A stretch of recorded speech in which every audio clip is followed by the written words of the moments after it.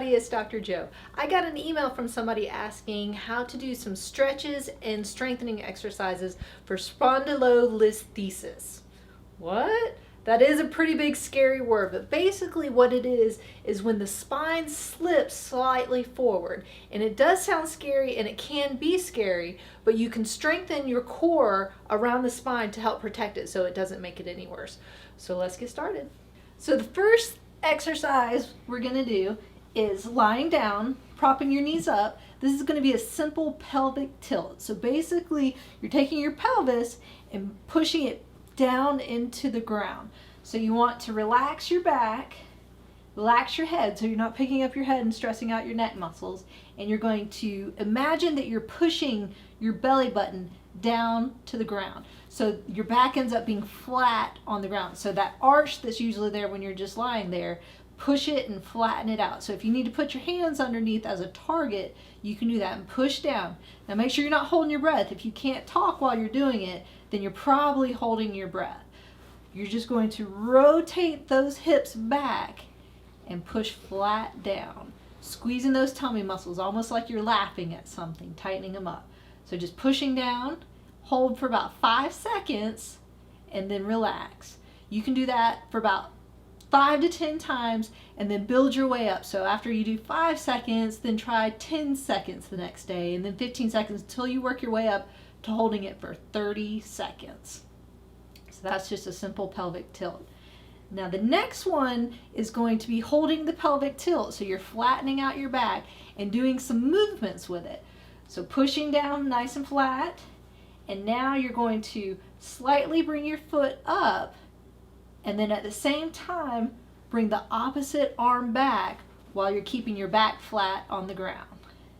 A little bit harder than it looks, and just rotating back and forth.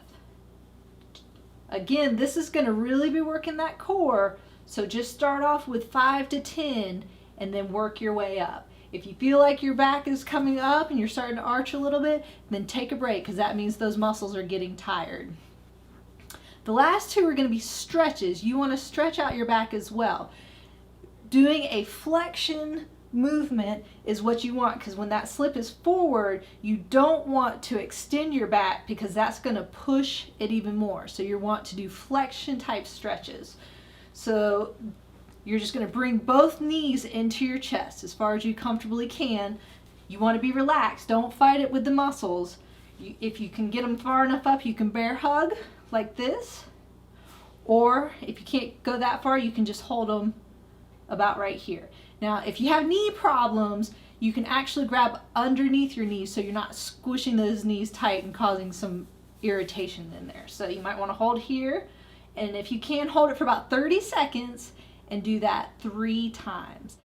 So the last stretch is going to be for your hamstrings. You want to make sure and keep your hamstrings nice and stretched out and loose, because they're attached to your pelvis and your hips, and if they're tight, they're going to pull on that slippage some more and cause some more irritation.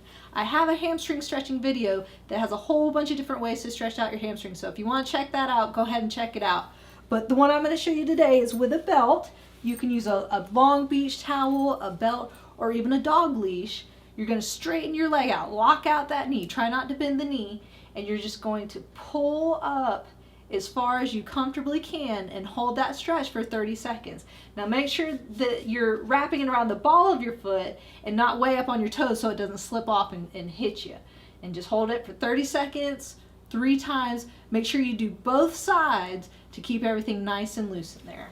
So those were stretches and strengthening for spondylolisthesis. If you have any questions, please leave them in the comment section. And if you'd like to check out some more videos like the hamstring stretching videos, please go to AskDrJoe.com. And remember, be safe, have fun, and I hope you feel better soon.